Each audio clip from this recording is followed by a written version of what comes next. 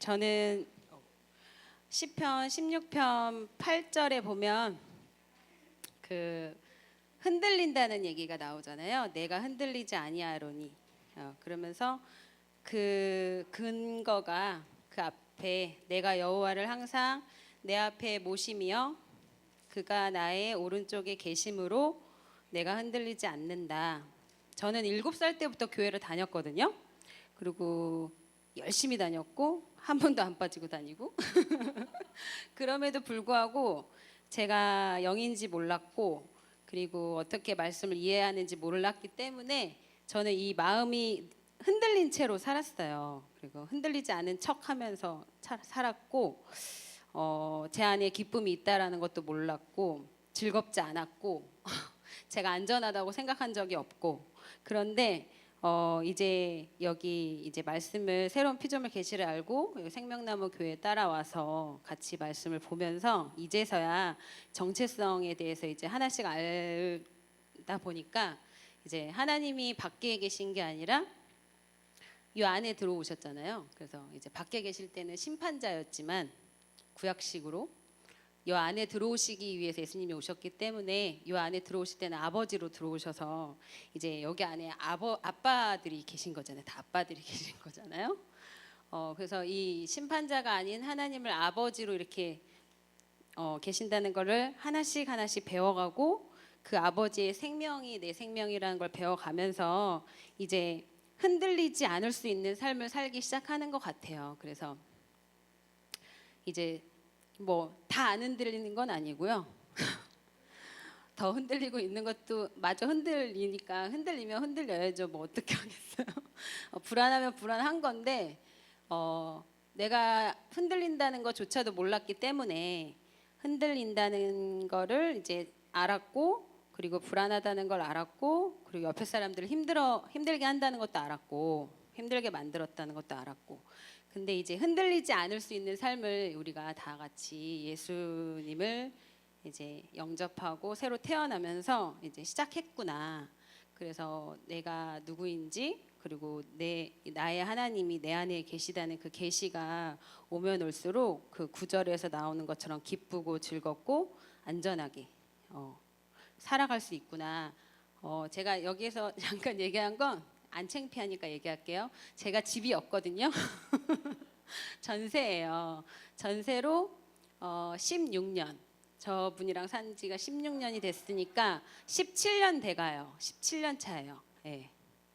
안지는 25년 정도 됐고.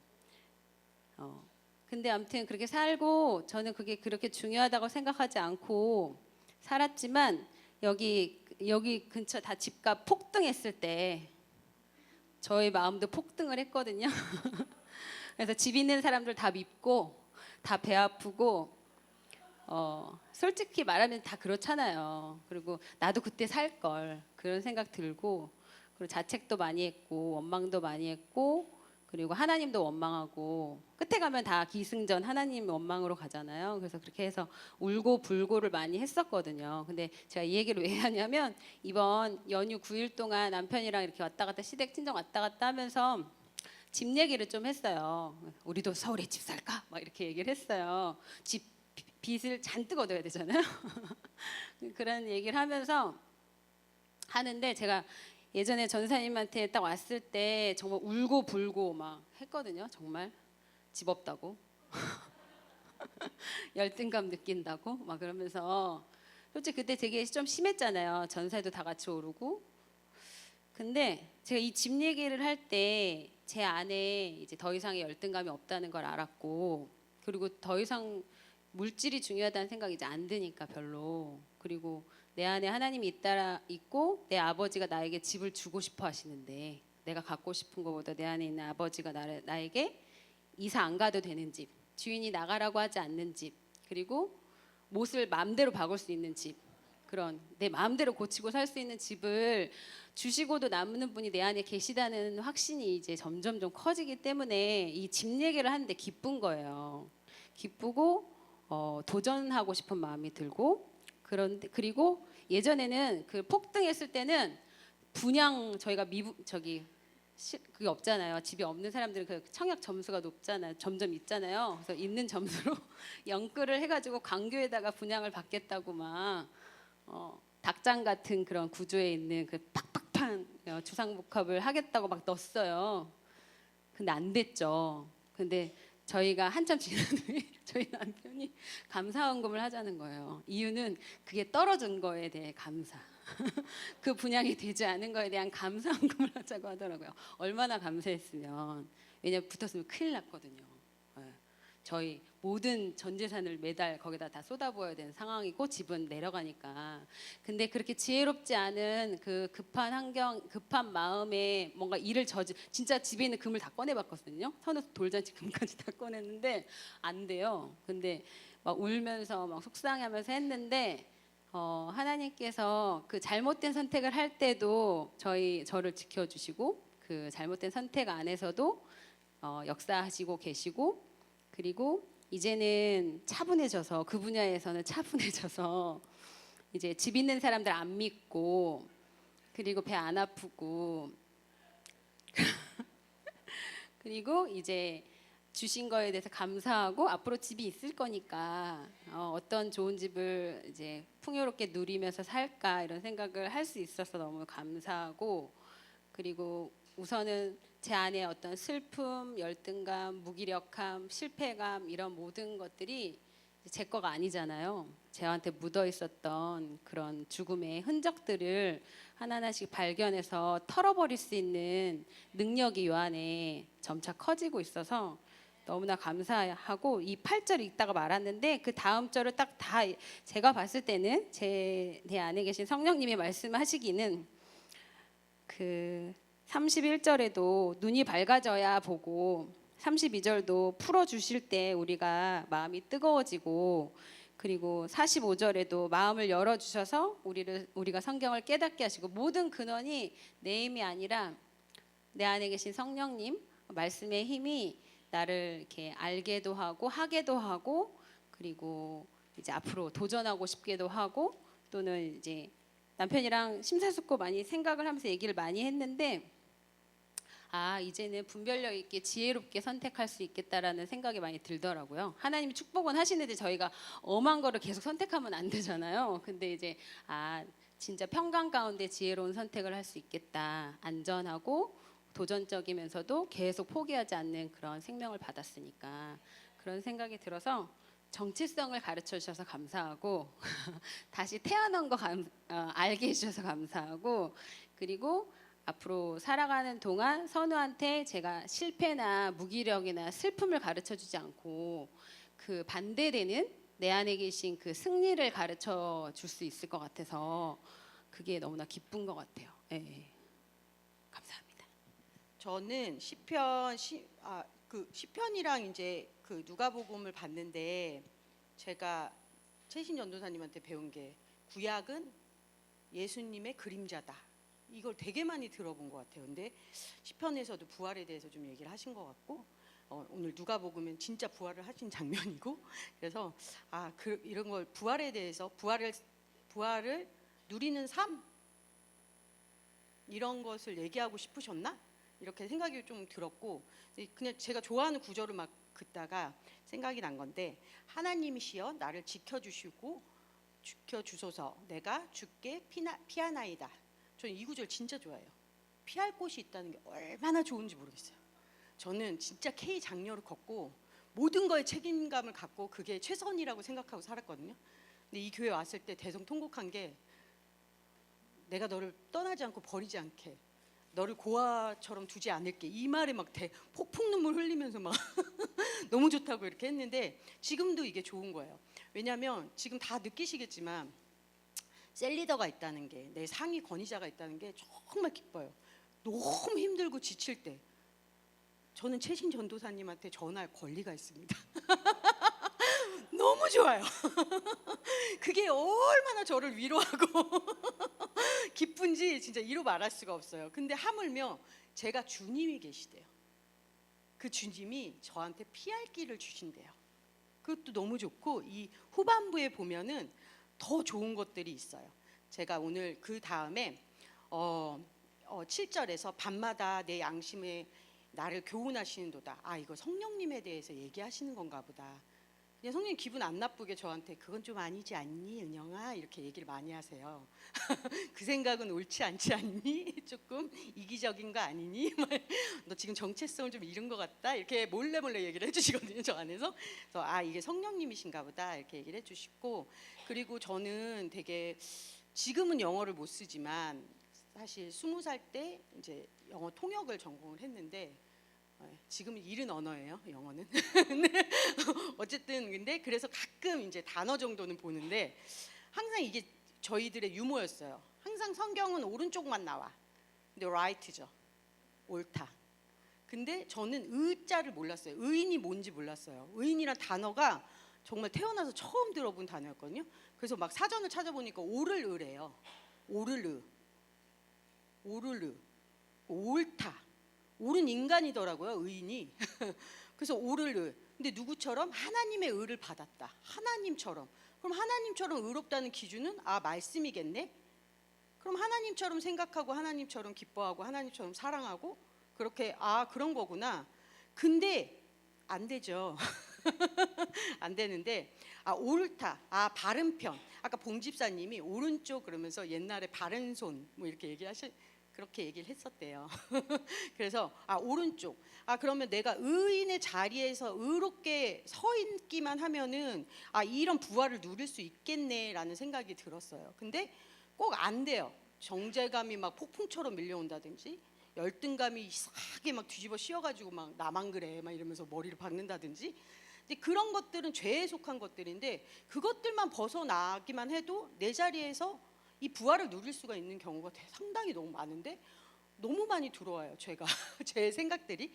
그래서 아, 항상 내가 이것들 옳게만 하면은 누가복음 49절에 볼지어다 내가 내 하나님께서 약속하신 것을 너희에게 보내리니 너희는 위로부터 능력이 입혀질 때까지 이 성에 머물라 하시니, 이렇게 얘기를 하셨어요. 그래서 아, 이거 그냥 누리는 거는 근데 안 믿겨지잖아요. 제가 36절 볼게요.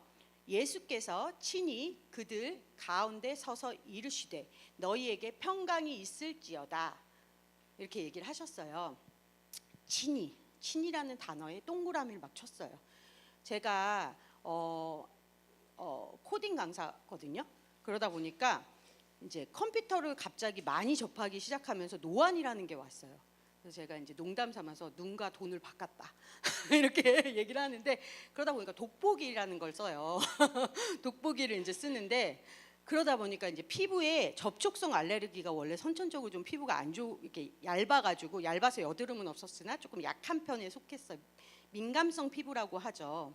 그래서 여기가 다 벗겨지기 시작하는 거예요. 그걸 썼다 안 썼다 하니까 너무 심한 거예요. 그래서 오성립 선교사님 왔을 때 안수 받았는데 당일날만 없어지더니 그 다음날 더 심해지는 거예요. 그게 한 1년 반 정도 그러더니 이게 팍 퍼지기 시작하는 거예요. 그래서 막 랑서지 집사님이 좋다고 하는 그거 약도 이렇게 발랐는데 좋더라고요. 근데 안 낫는 거예요. 근데 어느 날 그냥 주님이, 아까 주님이 있다는 건 너무 좋다 그랬잖아요. 주님이 그러는 거야. 내가 직접 고친다고 내가 너에게 선포했다. 내가 너에게 직접 고치겠다고 말했다. 이렇게 얘기를 하시는 거예요. 그래서 내가 오성희 주사님 고친다는 건 아니잖아요, 저를. 직접 내가 너에게 손도 필요할까봐 내가 그 선교사님 손을 대고 너를 고치겠다고 말했다. 내가 친히 말했다. 친히 고치겠다.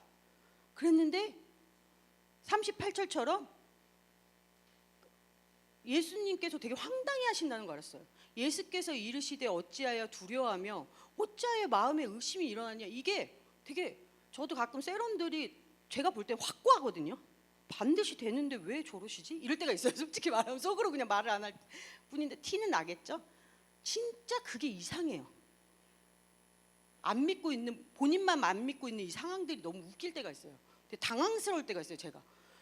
근데 예수님도 나를 보면서 그런 생각이 들겠다 생각이 드는 거예요. 예수께서 어찌하여 너가 두려워하냐. 내가 친히 고치겠다고 하는데 내가 친히 고친다고 그렇게 선포를 하고 너를 내가 직접 선포하고 얘기하고 약속하고 너 함께 있는데 떠난 적이 없는데 왜 이러시는 거예요. 그날부터 약을 다 끊어버렸어요. 딱 3시간 만에 제 피부는 어느 때보다 광채가 나옵니다. 지금 보신 분은 보셨어요. 여기 다 퍼지고 기억 잊어버리셨죠? 기억이 나실 거예요. 근데 지금 제 피부는 너무나 좋습니다. 근데 여기만 고치시진 않더라고요. 주님께서는 참 감사해요. 주름이 모공이 막 줄기 시작하는 거예요. 그래서 지금 피부가 어느 때보다 가장 좋은 컨디션을 하고 있습니다. 그래서 그래서 정말 주님이 계시다는 거는 정말 감사한 일인 것 같아요. 네, 감사합니다. 네, 사조입니다. 저희 조는 이제 집사님들 쭉 얘기를 하시는데 누가복음 24장에서 이제 예수님이 진짜 누구나 다 알듯이 이미 죽은 분인데 지금 다시 살아오신 거잖아요. 그래서 이제 여기서 이제 제자들이 못 알아보고 막 귀신인 것 같아서 너무 무서워하고 막 이런 내용들을 이렇게 같이 나누다 보니까 그게 되게 더 와닿더라고요. 그래서 진짜 얼마나 충격적이었을까. 진짜 죽은 게 확실한데 그 사람이 막 나타나서 막 내 앞에서 막 생선도 드시고 막 한 게. 그래서 이제 집사님들 이렇게 얘기를 들으면서 생각이 난 게 옛날에 커리 목사님도 그 뭐 트럭에 치인 사람이 뭐 이렇게 딱 이렇게 대자로 뻗어서 죽어 있었는데 거기서 기도를 했는데 그 사람이 딱 이렇게 누워 있다가 갑자기 고개를 탁 드는 순간에 그 주변에 있던 모든 사람이 다 도망갔다고. 너무 무서워서. 근데 이제 정말로 우리가 읽을 때는 그냥 그런 하느니라 이렇게 하지만 정말 충격적이었겠다 진짜로. 그래서 이제 이렇게 집사님들 얘기를 쭉 들으면서 제가 그냥 딱 혼자 들었던 생각은 갑자기 이렇게 한 줄기가 딱 이렇게 맥이 잡히면서 아 정말 타락한 인간은 영이 죽어서 감각 지식으로밖에는 살 수가 없잖아요. 그래서 혼에서 육에서 계속 애쓰고 힘쓰고 맞추려고 해보고 노력하고 고군분투하고 그렇게 감각 지식으로만 살 수밖에 없는데 이제 우리 영이 살아나고 재창조된 우리 새로운 피조물은 정말 계시 지식이라는 너무 놀라운 이 하나님의 그 하나님과의 연결된 그 끈을 주셔가지고 이 계시 지식을 가지고 살 수 있는 존재로 우리를 이렇게 회복시켜 주셨구나. 그래서 이렇게 누가복음 집사님들이 이렇게 시편하고 쫙 나누는 얘기를 듣는데 그런 감동이 오더라고요. 아 진짜 이제 우리는 감각 지식으로 감각이 이거 맞아, 이렇게 해, 그게 좋겠다, 이게 예쁘다, 이건 아니다, 막 넌 이거 못해 이렇게 하는 말들에 우리가 그 생각들을 따라갈 필요가 없고 정말 우리 영에서 딱 이렇게 말해주는 대로 영에서 오는 그 믿음대로 우리 영 안에 이미 있는 그 믿음이 말해줄 때마다. 그래서 특별히 이 영에서는 진짜 말해줄 때 느낌표나 딱 이렇게 단답형으로 얘기를 해주는 것 같아요. 근데 혼에서는 계속 물음표를 찍잖아요. 막 왜 그랬어? 이건 뭐지? 저건 뭐지? 하는데 딱 영에서 올 때는 항상 느낌표로 하겠네 하든지 아니면 뭐 되겠다 이렇게. 그래서 그런 것들이 이게 집사님들 얘기 들으면서 쭉 생각이 났고, 그래서 이제 그 시편 16편 9절에 이러므로 나의 마음이 기쁘고 나의 영도 즐거워하며 내 육체도 안전히 살리니. 저희 이 말씀을 보면서 우리가 진짜 영이고 혼이 있고 몸이 있는 존재로 살아가는데 하나님이 그냥 딱 정하신 거죠. 네 마음은 기쁠 것이고 너의 영은 즐거울 것이고 네 육체는 안전하도록. 이렇게 우리를 이런 존재로 이미 만드셨기 때문에 이렇게 만든 존재하고 다른 것들이 뭔가가 올 때는 그냥 다 공격이다. 지금 막 총알이 날아가고 있는 거죠. 그래서 그때 나 왜 이러지, 나는 왜 이 모양이지, 이런 걸 할 필요 없이 그냥 그 공격들을 장악하고 그 공격들을 배제시키는 그런 일들을 우리가 하면 될 수 있도록 저도 요 말씀이 딱 보는 구절을 보는데 그냥 이게 나다, 이렇게 만드셨다 이렇게 생각이 들었고, 그 다음에 누가복음 36절에 예수님께서 그들 가운데 서서 이르시되 너희에게 평강이 있을지어다 이렇게 말씀을 보면서 그 캐년 목사님 책에 보면은 평강에 대해서 너무 정확하게 이렇게 설명해 놓으신 부분이 있어요. 근데 거기서 뭐라고 말씀을 하시냐면 그 한 나라에 쿠데타가 일어난 거예요. 그래서 그 나라 자체로서는 그 쿠데타가 해결이 안 되는 일을 너무너무 강력한 나라의 군대가 딱 그 나라에 들어와 가지고 그 나라를 딱 장악하고 그 나라를 완전히 지배해버리는 상태를 평강이라고 얘기를 해주시더라고요. 그래서 저는 항상 이렇게 평강은 항상 이렇게 뭔가 힘이 없거나 너무 조용하거나 이렇게만 생각을 하다가 그 부분을 읽으면서 아, 하나님의 평강은 정말 강력한 거고 되게 어떻게 보면 되게 야성적인 거고 정말 실제적인 거구나 이렇게 생각을 했고, 이렇게 전도사님도 항상 우리 주일날 만나면 그 말부터 하시잖아요. 평안하셨습니까? 근데 정말 이 평안이 너무너무 대단한 평강을 우리 영에다 주셨다. 그리고 46절, 47절에 그리스도가 고난을 받고 제3일에 죽은 자 가운데서 살아날 것과 그의 이름으로 죄 사함을 받게 하는 회개가 예루살렘에서 시작하여 모든 족속에게 전파될 것이 기록되었다. 그래서 그냥 오늘 이렇게 이 정말 나를 위해서 그리스도가 고난을 받았고 나를 위해서 죽은 자 가운데서 살아나셨고 그리고 이제 나에게 죄사함, 본성을 변화시켜 주셨고 그리고 내 마음을 마음을 새롭게 하실 수 있는 그 길을 열어주신 주님에 대한 그 은혜가 여기 이렇게 말씀 쭉 읽는데 오늘 너무 은혜를 많이 받았습니다. 네, 감사합니다. 예, 저는 저희 누가복음 24장에서 38절부터 43절까지 여기를 보고요. 결국 예수님이 부활하시고 나서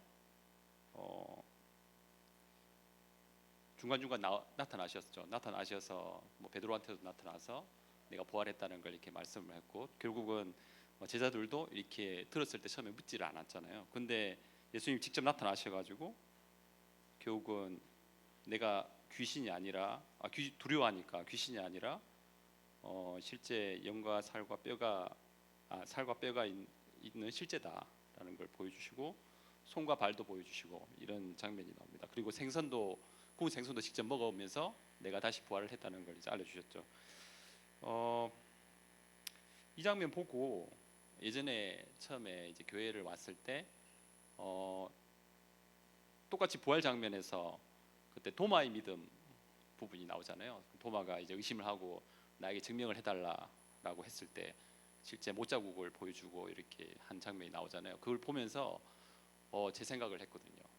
저는 직업이 어떻게 보면 엔지니어고 이제 증거 아주 이성적인 사람이거든요. 그러니까 제 삶이 학교 다닐 때부터 계속 아주 이성적인 사람입니다. 그래서 제가 처음에 이제 교회에 나올 때도 저는 종교가 필요 없는 사람이라고 뭐 지금도 100%는 아니에요. 100%는 아닌데 제 와이프가 이렇게 어떻게 보면 같이 교회를 가자고 했을 때 저는 좀 제가 설득이 잘 안 되더라고요.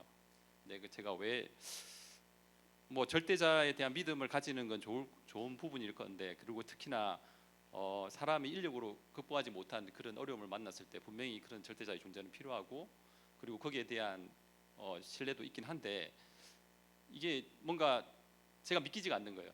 믿기지 않아서 그런 힘든 부분이 있었고 결국 그 도마의 믿음을 봤을 때 제 영어 이름을 토마스로 바꿀까? 뭐 이런 생각도 했거든요. 네.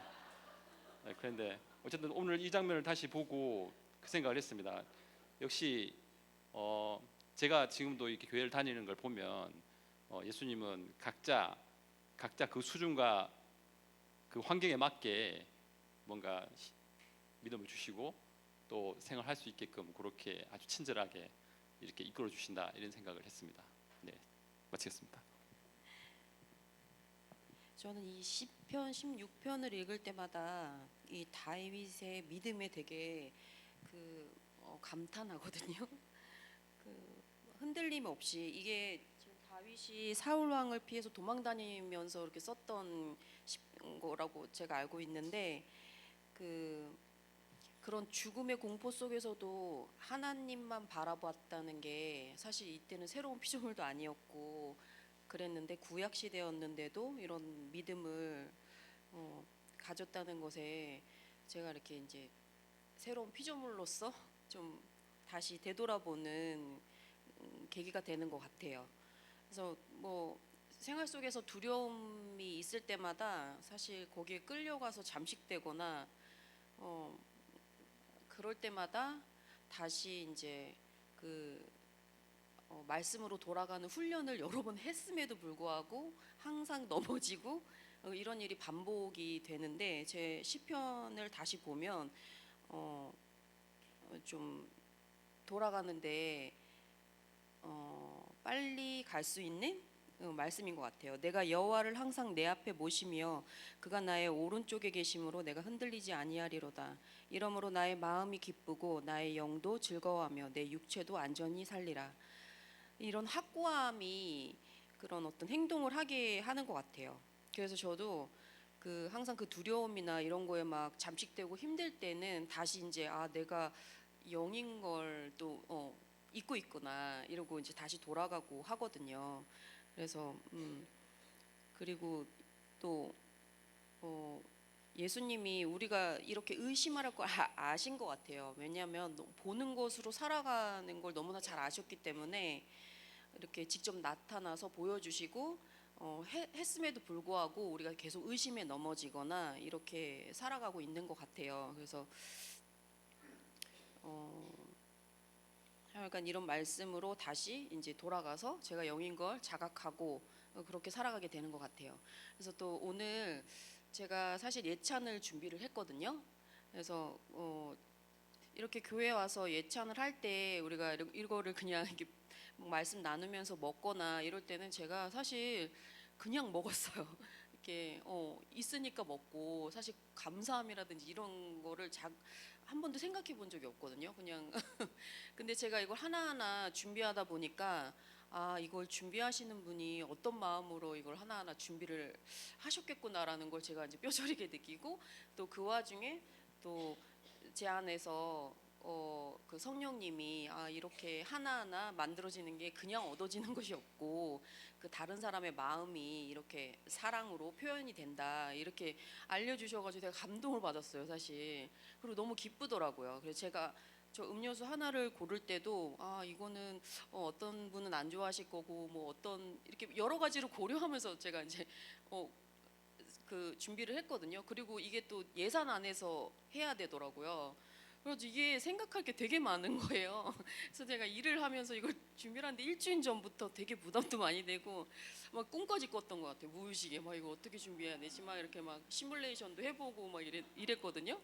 근데 저거를 준비해야 되는 당일날 그 되게 친한 동생이 전화가 왔어요. 자기 생일인데 안 오겠냐고. 그래서 막 자꾸 유혹을 하더라고요. 그래서 저는 못 간다고 얘기하고 저걸 준비하는데 약간 오바가 돼가지고 사실 어제 스타필드에 주말에 사람이 너무 많았거든요. 근데 저 체면이고 뭐고 혹시 이거 빼주세요. 이거 안 되겠어요. 이렇게 막 하면서 그 예산을 맞춰서 하여간 이걸 준비를 했는데 그러는 와중에서 또 깨달음도 많았거든요. 이렇게 규모 있는 삶을 살아본 적이 없구나.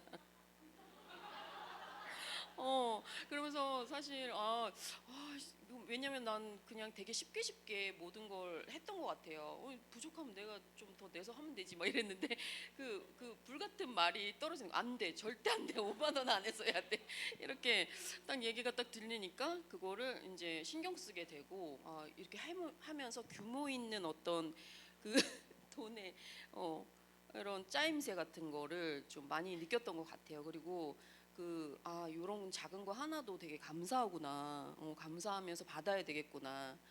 그러면서 감사한 마음이 들면서 또 내가 줄 수 있는 거에 대한 기쁨도 느끼면서 했던 것 같아요. 네, 감사합니다. 일조입니다. 제가 영접을 시키고 왔다 했더니 나갈에서 나왔어요. 사실은 이번에 병원에 진료를 받았는데 암 이제 19년도에 제가 암 전이가 됐잖아요. 그리고 병원 옮겨서 한 군데 갔더니 뭐 이제 가서 한 1년 후에 갔더니 2배로 커졌더라고요. 근데 저 겨드랑이에 4개의 암이 있고 밑으로 하나 더 그러니까 한 5개가 될 거예요. 제 몸 안에 있는 게. 근데 그때 생각 들었던 게 난 이게 말씀이 진리면 내가 죽는 게 좀 아니지 않아요? 그리고 나서 이제 병원을 안 갔던 거예요. 그리고 이번에 처음 병원에 갔는데 의사가 저를 진료를 해줄까 그게 사실 걱정이 됐어요. 왜냐면 이런 환자를 굉장히 싫어요. 의사들이 삔질하니까. 갔더니 의사가 아무데도 안 갔어요. 그러니까 네 아무데도 안 갔어요. 검사를 하나도 안 했어요. 하나도 안 했어요. 그랬더니 보통은 수술을 안 해도 몇 군데를 가보고 하는데 어떻게 한 번도 안 했죠? 그러니까 그래서 하려고 왔어요. 그랬더니 막 어이없이 웃는 거예요, 의사가. 그러면서 저를 아니까 수술을 할지는 모르겠지만 검사는 합시다. 이렇게 됐거든요. 근데 보통 검사할 때 시간이 많이 이렇게 이제 다시 잡잖아요. 근데 그 제가 검사하고 아니 진료하고 나왔을 때 갑자기 누군가 캔슬해서 그날 7개 검사를 받았어요. 그리고 그 다음 주에 3개를 받아서 10개를 받았거든요.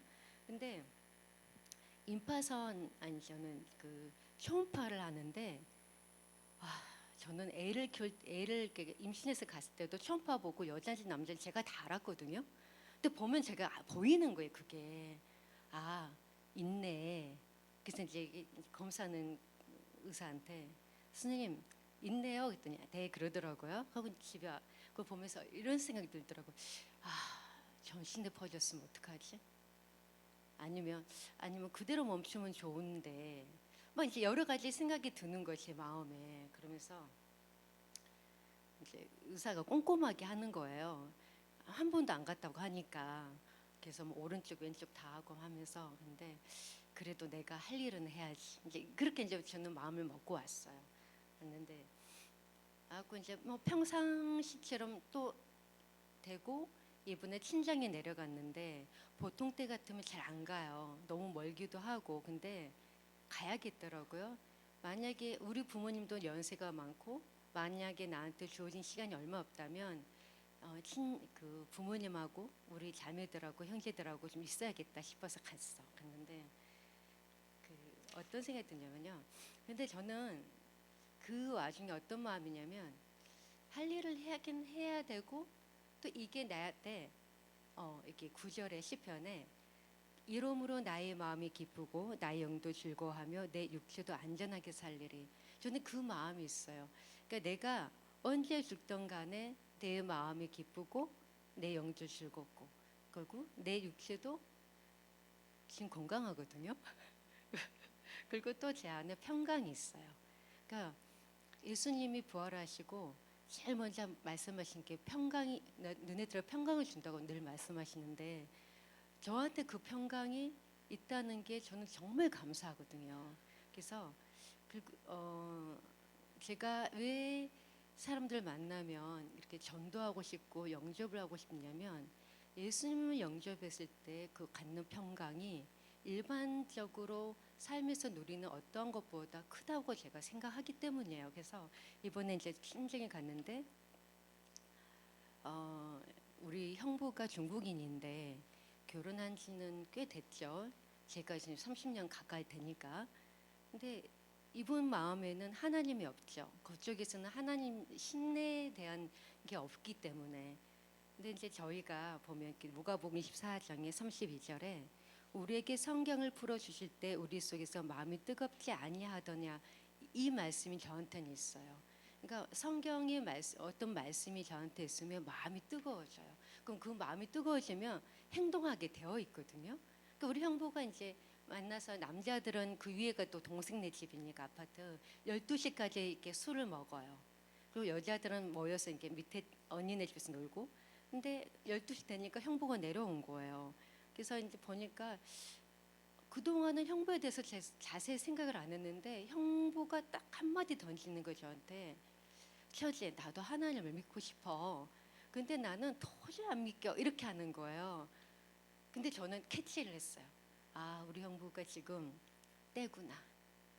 지금 하나님이 이때를 준비하셨구나. 그래서 내가 생전 안 내려온 우리 언니 집에 가서 거기서 잔 거거든요.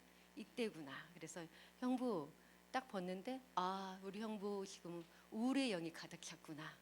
딱 느껴지는 거예요. 저거 오늘 끝내야겠다. 오늘 저거 쫓아내고 형부한테 예수님 영접시켜야겠다 해서 12시에 시작해서 2시에 예수님 영접하셨습니다. 네, 할렐루야.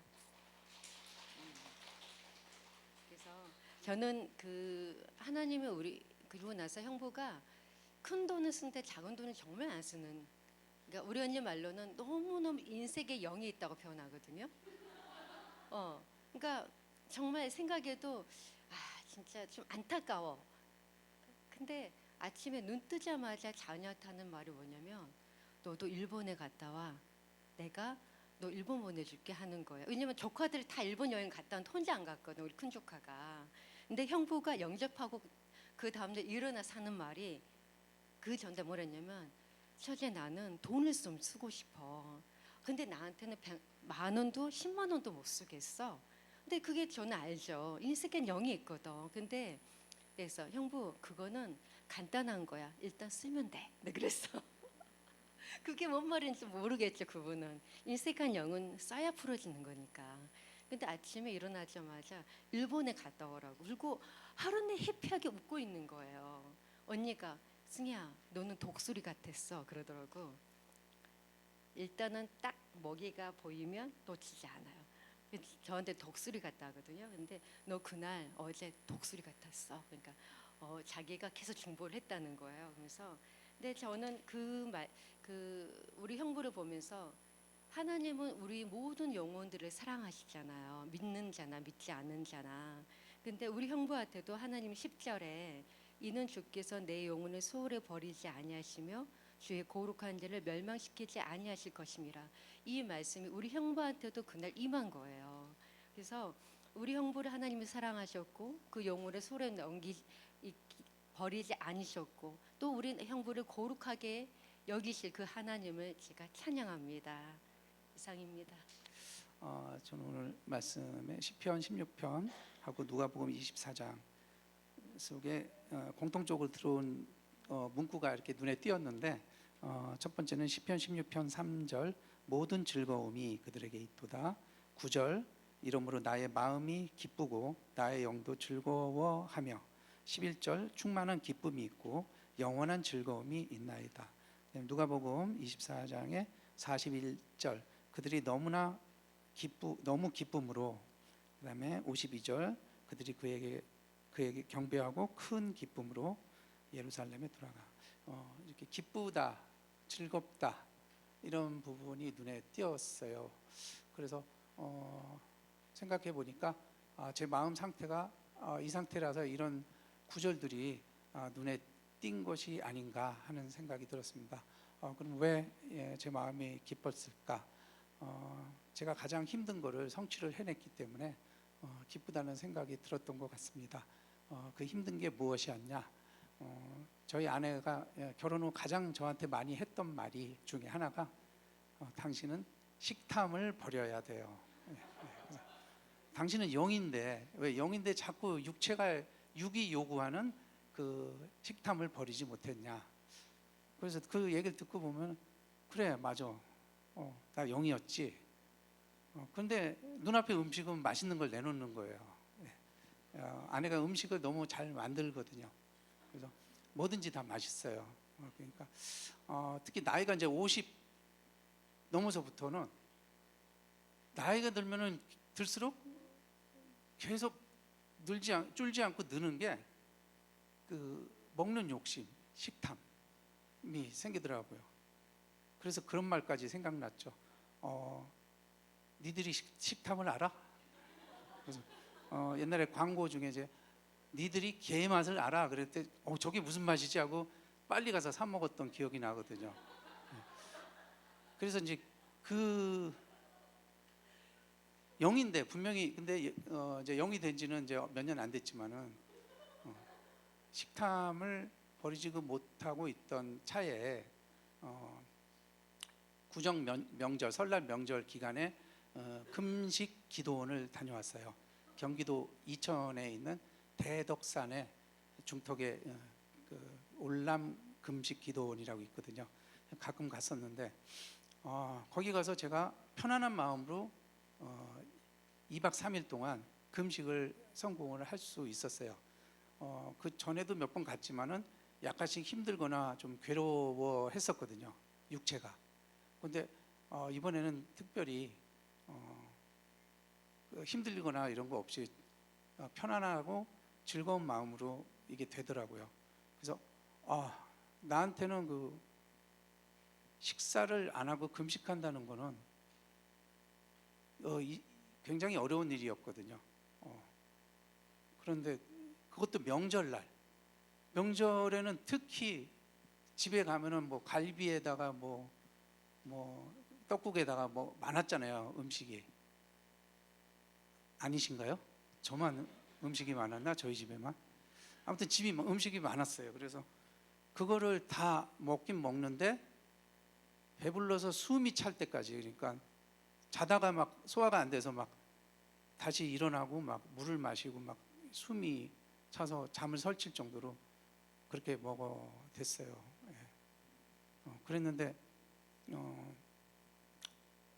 그 또 한 십몇 년 전에 그 생각이 나네요. 그 제가 오산리 기도원, 그 파주에 있는 오산리 기도원을 한 2번 간 적이 있었는데, 그 기도원 그 입구 정문 앞에 백년 교동 짬뽕이라는 집이 있어요. 그래서 그걸 이제 눈에 식당 간판이 크니까 보고 들어갔는데, 혼자 이제 일이 뭐 기도할 게 있어서 기도하러 갔는데, 기도하던 중에 자꾸 그게 아물거려가지고, 그래서 걸어 나와서 딱 한 그릇 먹고 들어가겠습니다, 주님. 잠시만요. 그렇게 해가지고 이제 먹었는데 너무 맛있는 거예요. 당연히 평소대로 곱빼기로 먹었겠죠. 그렇게 먹고 들어가서 기도를 하는데, 기도가 처음엔 잘 됐지만은 힘나게 그 배가 부르면 뭐가 따라오죠? 예, 졸음이 따라오죠. 그러니까 예수님의 제자들도 그 최후의 만찬을 먹고서 그렇게 기도하라고 했는데 계속 잤잖아요. 아마 많이 먹지 않았을까, 제 생각은 그런 것 같은데, 진짜 기도를 하다가 졸다가 기도하다가 졸다가 그렇게 하다가 그냥 기도원을 다음날 아침에 나온 적이 있거든요.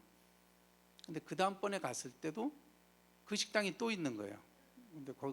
근데 그때는 그 기도원에 접수하러 갔는데, 접수하시는 분이 분한테 제가 뭘 물어봤는데, 그분이 굉장히 짜증나면서, 너무 많이 물어본다는 식으로 짜증내면서 응대를 하는 바람에 제가 스트레스를 좀 받았어요. 스트레스 받으면 뭐가 생각나죠? 역시 매운맛이 필요하죠. 그래가지고 그 앞에 이제 정문 앞을 걸어서 이렇게 산책을 하는데, 그 식당 앞에 신제품 출시 이런 게 있어. 그래가지고 거기서 또 그걸 먹고 제대로 금식을 못했다는 게, 결론은 금식을 못했다. 그냥 기도만 하다가 졸다가 나왔다. 그런데 이번 기도원에서는 정말 이 명절 기간에 한 끼, 2끼도 아니고 몇 끼죠? 2박 3일이니까 7끼를 연속으로 제가 성공할 수 있었어요. 그런데 제가 이렇게 보니까 몇 사람한테서 저한테 얼굴이 헬스케지셨어요, 아니면 뭐 좋아지셨어요, 이런 얘기를 자꾸 듣는 거예요. 정말 그런가요? 예, 감사합니다. 근데 체중을 재보니까 3kg 이상이 빠졌더라고요, 기도원 가기 전보다. 그래서 갔다 와서도 많이 먹었거든요. 먹지 말걸, 그럼 더 빠졌을 텐데. 그래서 단기간에 제가 이렇게 편안하게 금식 기도를 할 수 있었다 하는 게 너무 감사했고요.